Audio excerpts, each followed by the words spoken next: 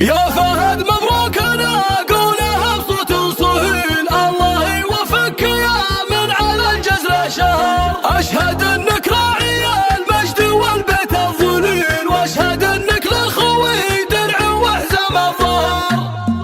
ابتدي قف القصيده على المعنى الجزيل، واستعين بهاجس الفكر واقدح من سطر. في زواج اللي فعوله لها وزن ثقيل، كاتب الامداح المراجل والفخر. يا فهد مبروك انا اقولها بصوت صهيل، الله يوفقك يا من على الجزل شهر. اشهد انك راعي المجد والبيت الظليل، واشهد انك للخوي درع وحزام الظهر. صقر رقر من يحب الفرايد والجميل، ساطين بافعاله وعلى الشده ذخر.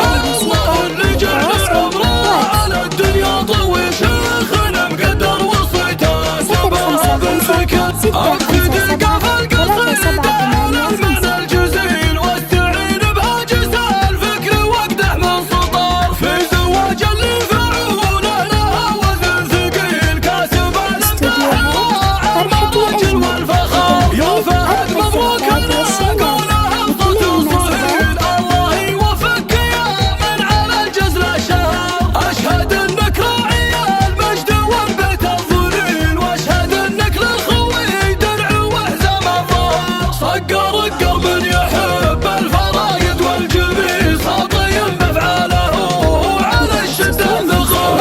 الله اللي جعل عمره على الدنيا طويل، شيخنا مقدر وصيته سبها بالذكر. 6 5 7 3 7 8 5.